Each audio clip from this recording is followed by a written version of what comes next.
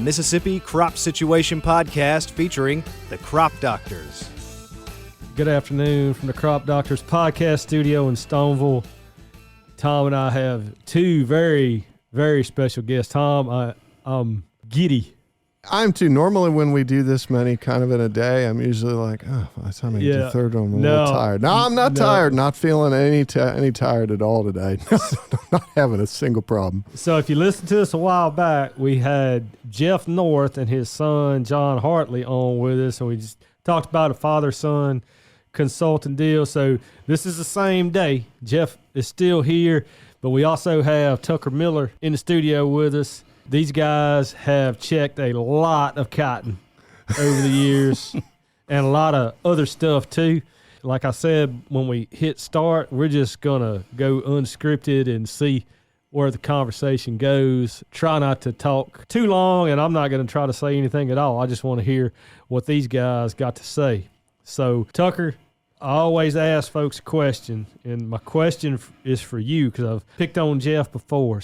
I know you're a little bit of a foodie. He's not a little bit. He can be a lot in that direction. Aside from your own, best hot tamales. Oh, best hot tamales. Aside from my own, probably a lady that lived in Drew years ago. She sold hot tamales in a coffee can sitting up on top of a radiator in the house, one of these house registers, that used to heat the house, and that's where she sold them. And I was intrigued by that so much that those were the best. They were the best. And she wouldn't give me the recipe, so I had to figure out how to make my own, and I have finally gotten close, But one of my hobbies in the off season is to cook. I make salsa, hot tamales, all that kind of stuff, and it's kind of a stress reliever, and you can catch you a whiskey front coming in, and you can sit there and make hot tamales all day. And it's a pretty involved process, isn't it? Yeah, it takes, like I said, it takes 2 or 3 hours. So, we said if it rains or if we get a good cold front end and there's nothing to do, you can sit down and make hot tamales.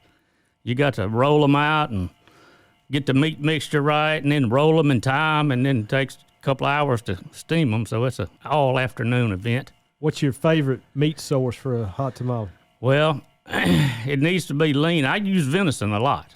It doesn't have a lot of fat in it, and you don't want the greasy hot tamale. So, yeah. That's right. Venison is what I use on most of them. Tell people, because a lot of folks might not know, we got folks from other states. What's the history on hot tamales in the Delta? I mean, because it's a thing Delta-wide. It's a thing Delta-wide. They make them over here at Leland at the, what's the name of that fancy restaurant? Cicero's. Cicero's, they do that, and they have them all over. And they have, of course, we got the Hot Tamale Festival in Greenville. Hot Tamale Festival, and there's a Hot Tamale Trail that people, and I used to be on the Hot Tamale Trail. There's destinations all over the state. Right.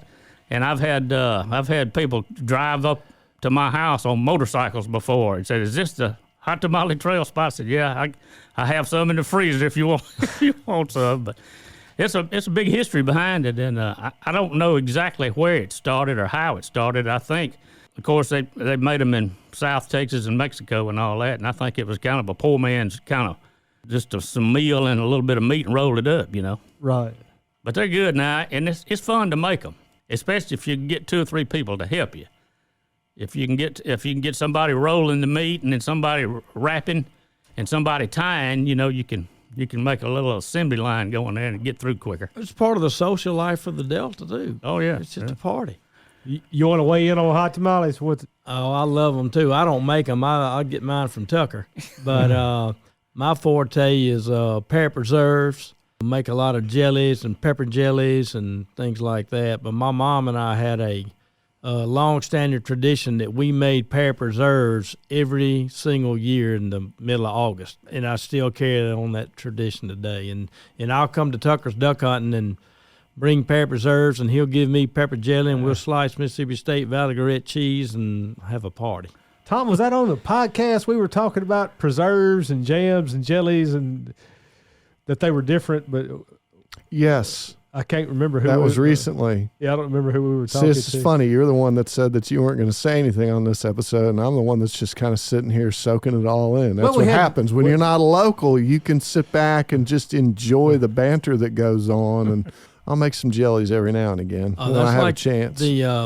No one really knows. There's always a big discussion about the difference between molasses, sorghum molasses, and sugarcane molasses. Truthfully, we think of sorghum molasses, old thick, heavy, black-looking salve you put on a biscuit, tear it half in two, versus the sugar ribbon cane syrup.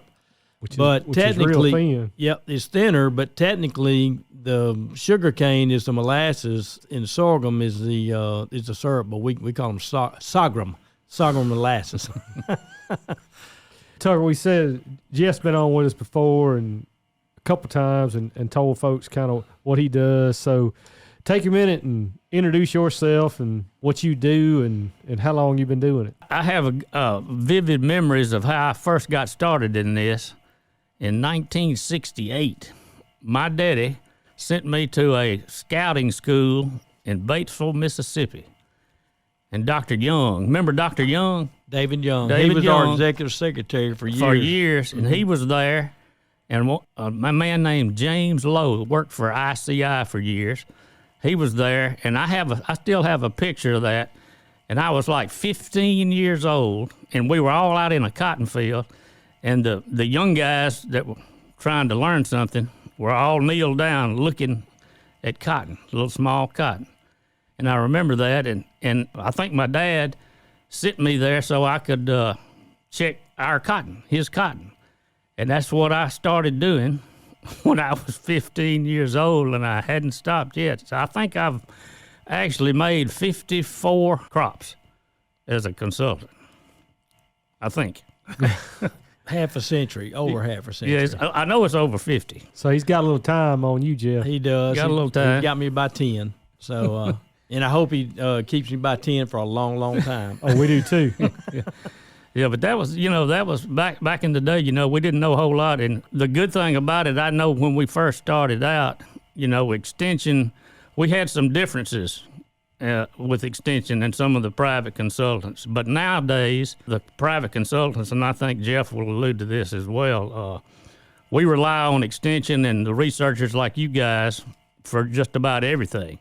And we are so blessed to have the best, I think, the best in the whole Southeast or whatever region you want to call this, Mid-South, of you guys keeping us abreast of the new things and working with us. And this made our job a lot easier to do when we can consult with y'all as well. Well, y'all make our job pretty easy. It hadn't always been like that. It's been an evolution. It's been an evolution. It has. At one time, it was like Jeff said. Decades ago, it was headbutting a lot of times with extension and disagreements and in a turf war, for lack of better words. And over time, I don't know what the change was or how it came about, but now our best friends and colleagues are extension and private consultants. It's a tight, close unit now. And years ago in the 70s, early 70s and late 70s, it was not like that. But it's become an evolution that it's a fine-tuned machine, us working with each other now. It's a cool thing to watch. I know I rely on y'all. Just example, if I get wind of something, somebody sees an issue and like, man, that sounds not sure about that. I know I can call either one of y'all and a whole laundry list of other guys too and get a real honest assessment of what's going on in the area you're covering and whether this issue is really an issue or whether it's kind of a one-off deal that kind of isolated. So we certainly appreciate that. Tucker, so your dad was a cotton farmer. My dad was a cotton farmer. In Drew, Mississippi, North Sunflower County. Consultant, I mean, that wasn't a thing at the time, right? It was not a thing at the time. I know that the county agent was the thing at the time, would come out and make recommendations and things like that. And so even when I was a young guy, the county agent in our county, he had a big cotton checking program. That's exactly the way it was with us. And I don't know where or how the change came about, but my dad sent me, like I said, to a scouting school when I was 15 years old, and a couple of other guys in the area sent their sons. It's kind of like a. I was pretty forward thinking. Pretty forward. I guess it was. I survived it, and my dad survived it. My dad, he made 50 crops before he retired. We started with boll weevils, and from day one, we just had to keep progressing, keep learning about the different weeds and the different insects. And had some harsh chemistries in. Oh, yeah. Dieldrin, Endrin, Aldrin, DDT, 421, Toxmethyl. You call them all those stuff. Oh, yeah, 6-3, 3-3. We had all kinds of heavy phosphates that we were putting out. You're a bad dude if you don't even get a name. You just get the number. Yeah. That's 421. That's the toxic stuff there, Tom. Yeah. We progressed. When we first started, it wasn't really plant bugs now are one of our major pests. Sure. And back in those days, we didn't even know what a plant bug was, and I tell you how we figured out what plant bugs were doing to us is when the pyrethroids first came out, we were spraying these worms so bad with 3-3 and 6-3 and everything in the world and couldn't control them. And the pyrethroids first came out, and I was in graduate school at that time, and I got to test them while I was in graduate school, and I knew how good they were. So when I came out and started recommending, to my clients, pyrethroids, they thought that I knew everything in the world because we were killing these ones. They said, man, and they couldn't wait to put out a pyrethroid. I think Pydrin and Ambush and Pounce. Pounce were the first ones, and they would carry it around in the back of their truck wanting to put it out. So when can we do this again, But it would last so long, Then we went through resistance and that didn't work. And so we've seen a lot over the years. It was a lot of fun going through all that, I guess. We survived it anyway. Or have until now. Up until now. But I have faith in the researchers and the consultants now that we'll work through this. We'll keep going. Dr. Howard Chambers, toxicologist and insecticide chemist at State for decades, taught you, Tucker, taught me, taught my son. At one time in the early 80s, when pyrethroid resistance for tobacco budworm was beginning to make its presence on the landscape, there was a big discussion of whether or not to use synthetic pyrethroids early season on the June budworm. And if you let, June budworms would shell you. I mean, they would stop it from blooming, to keep it from blooming. And our position was, as consultants, protect that crop, set that crop early, get out of the field. And they were saying, hold these pyrethroids till later when you really needed them, heavier pressure. And it was a big dilemma. And I never will forget Dr. Howard Chambers at a consultant meeting. He said, I have faith in industry. I say use the technology. And it was like, open the gate, boys. Here we go. So we did that a lot.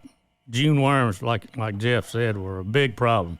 Once we found out how good the pyrethroids were, that we killed those worms in June, and our yields went up drastically because we had set that early crop. We were able to finish the season without getting too late. Oh, I never will forget. Tucker bailed me out. It was on a Saturday, and I called him. I was in a bind. It was in June, and pyrethroids were beginning to break down a little bit, and I was in a bind, and I had some live worms coming through me in June, and I was kind of scratching my head and doing more than scratching my head. I was pulling my hair out. I called Tucker at his house. I said, Tucker, I'm in trouble here, man. I said, I need some help. He said, let me tell you what you do. You spike it with a half a pound of Curacon.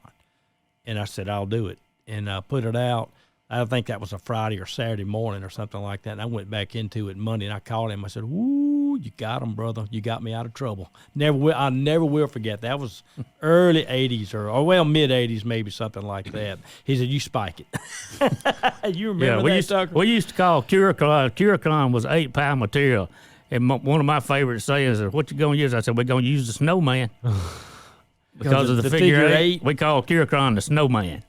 And it was bad news. I remember that jug being heavy. I know that. See, I have nothing to add. I know. That's what I was going to say. I don't have. Taking it all. I was going to say, all right, we've got two well-established entomologists in the room. You've both been checking cotton for quite a period of time. What's the biggest technological advancement in cotton production that you've seen over the course of your career? First one comes to mind was BT Cotton, the first one.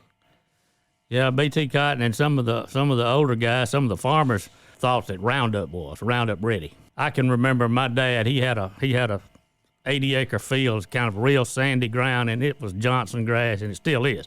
But Johnson grass was so bad that you could disc that ground one time, and then it was so sandy that the next time you tried to do anything to it, the disc would slide. So you couldn't chop up the rhizomes. First thing that came out was the recirculating sprayer. Before then, we were all sitting on the front of a tractor with spot sprayers spraying it. And then they came out with the recirculating sprayer. You ever seen one of those? A recirculating sprayer? No, One of the ones with the seat on the front for them to do that? The seat on the front. No, I don't think I've seen that. All right, just in your mind, picture that going through the field and water furs, and then I'll just leave it. Yeah. Unbelievable. But then when they...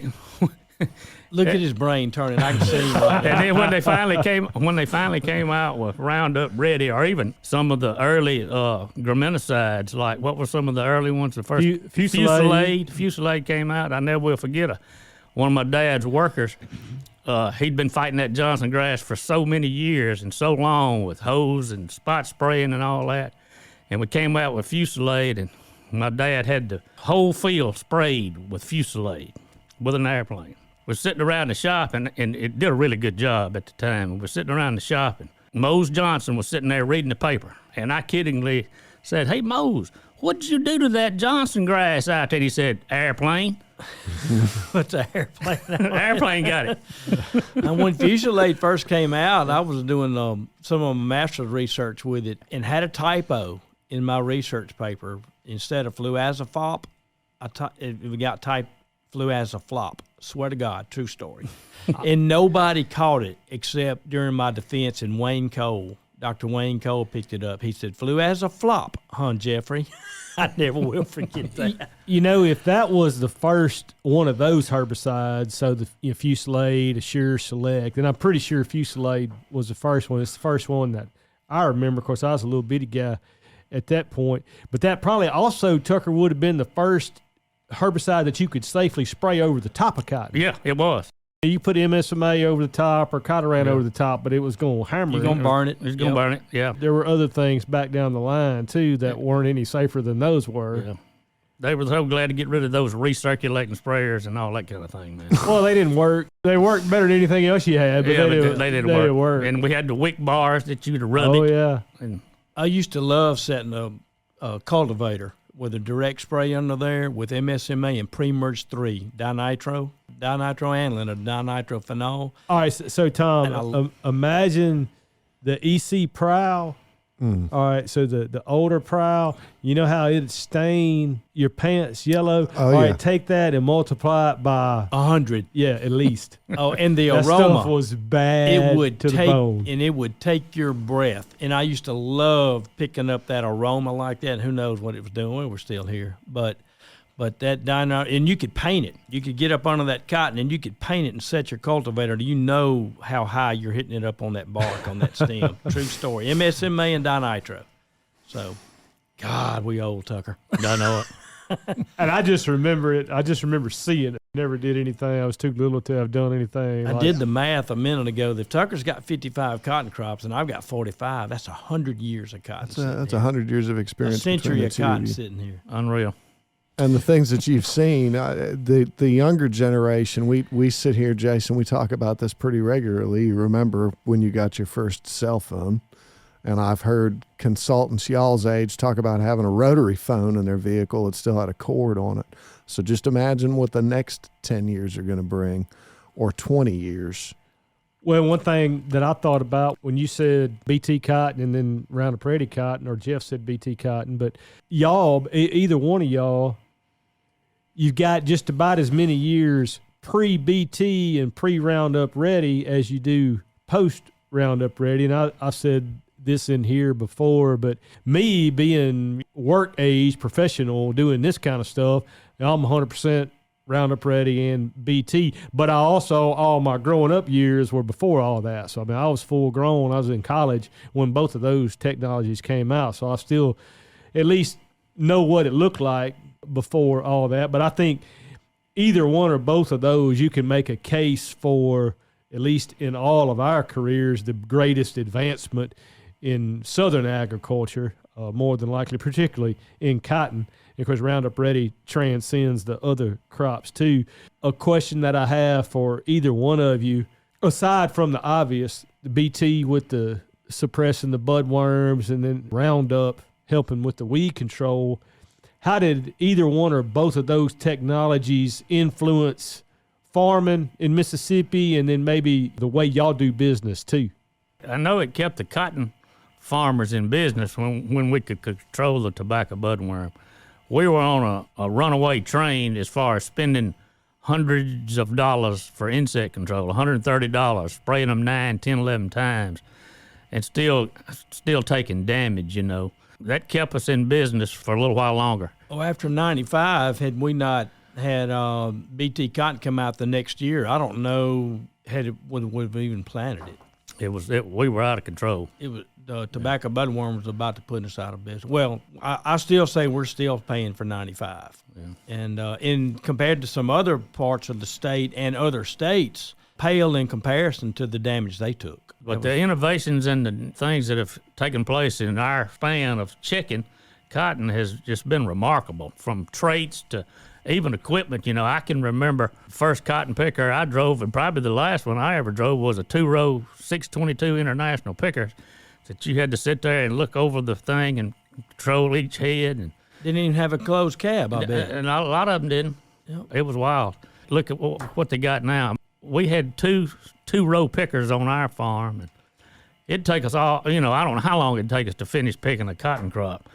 And there was many of Thanksgiving dinner eating on the cotton picker. Oh, yeah. And then sometimes even Christmas scrapping or doing whatever. That was the goal, to get through at Thanksgiving so you could go to the hunting camp. Yeah.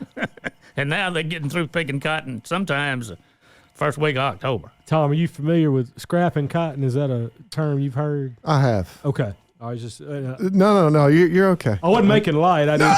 You're fine. That's you can. Poke fun at the Yankee. That was a thing until relatively recently. Right. I mean, in the grand scheme of things, recently. Yeah. My daddy one time, I can't remember how many acres of cotton he had, but he had never averaged 2 bales. This was back in the day. He got through picking, and he had 995 pounds. He made the 2 guys driving the cotton pickers go back out there and scrap cotton. He said, y'all don't quit until we get to 1,000. And they finally did. They scrapped for I don't know how many days and finally got enough to make that average 1,000. Diesel was a little bit different price. Was a little cheaper back then. A whole lot cheaper back in those days. Yeah.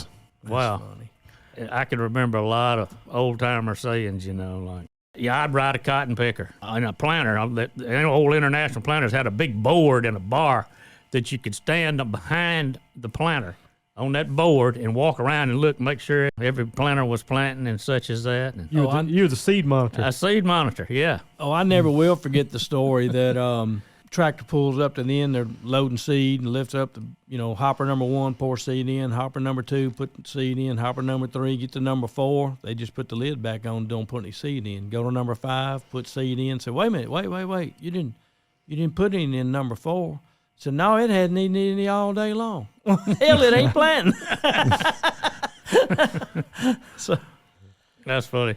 One thing that you said, Tucker, that I think is important for folks that listen to us, the number of times that we would spray years ago compared with now. And John Hartley, in the episode that we did with him, he made a real point that it's about being profitable. It's not about necessarily controlling every single bug or every single weed or every single pathogen, Tom. It's about being profitable.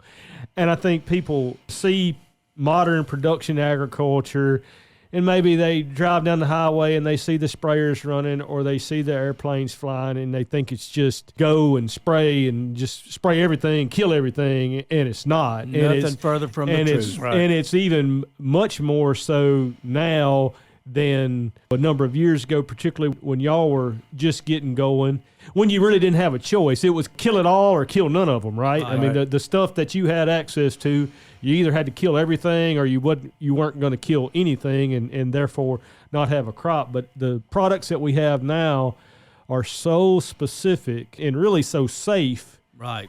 That it's just a big time evolution in agriculture. Whether it's birds, pollinators, mammalian toxicity, these compounds have evolved to, they're light years ahead of where we were. We used to put out pounds per acre of stuff, and now it's like tenths of ounces, 0.05 Right. pounds. Yep.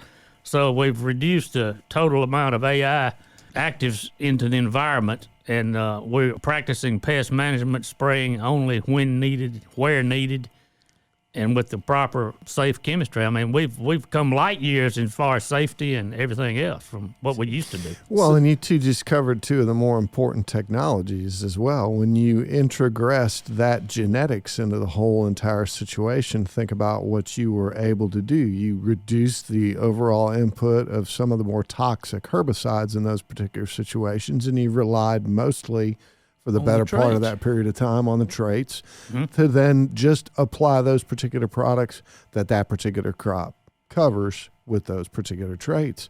And then with the BT as well, it's done the same thing. We just supplement the technology now. Most of my examples are herbicides, right? But we mentioned Fusilade. Another one, family that came out about that same time was the ALS herbicides.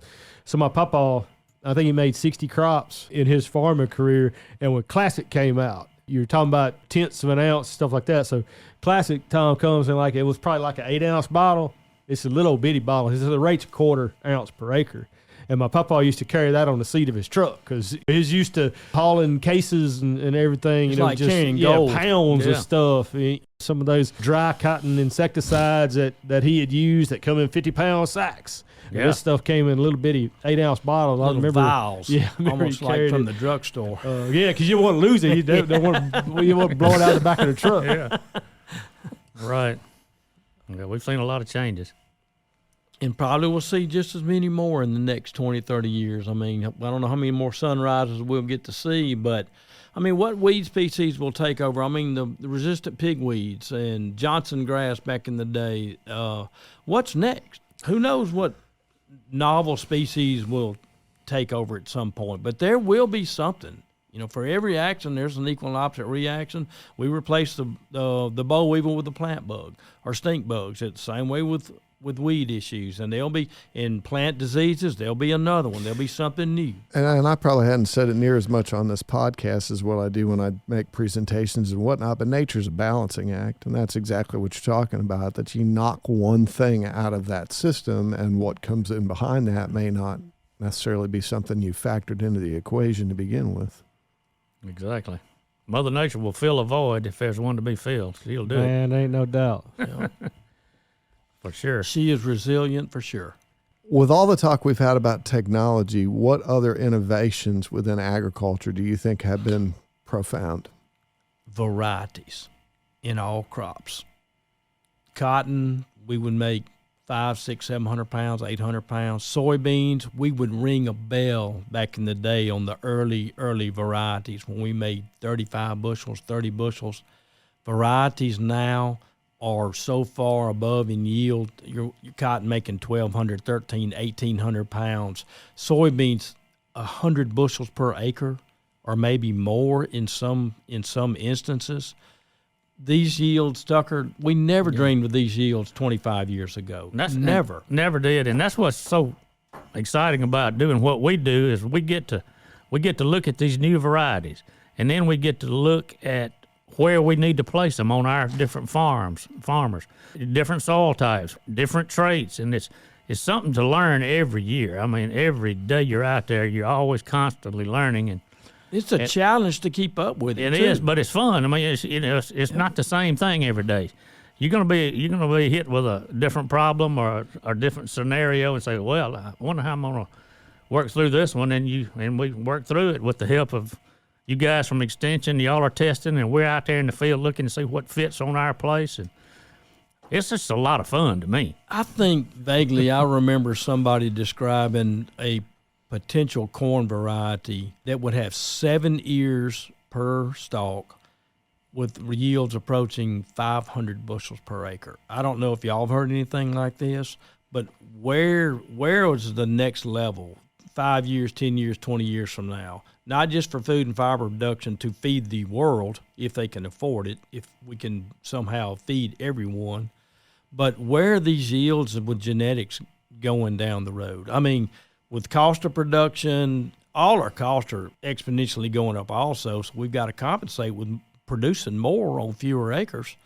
But where's the yield going? What are we going to see at some point down the road? Are we going to see 500 bushel corn or 150, 200 bushel soybeans? What are y'all's thoughts? Trent was in here a few weeks ago. It was about time we got started good into cutting beans. That'd be right. We've broken the statewide yield record however many times in the last 10 years. I don't remember what number he said. Maybe like 6 out of 10 years. That sounds about right. It was a pretty excessive number. The statewide record, or the statewide average right now is what, 54 bushels, Tom? I think is what he said. I think it's 54 and a half, something along that order. To be 54, that means there's a lot that are in that 100 range, like what you described, Jeff. And then, of course, there's some lower too. But to get to an average of 54 on 2.2 million acres, right? And then to raise that bar, if it was 6 out of 10 years, even if it wasn't 6, even if it was 4, but to raise that bar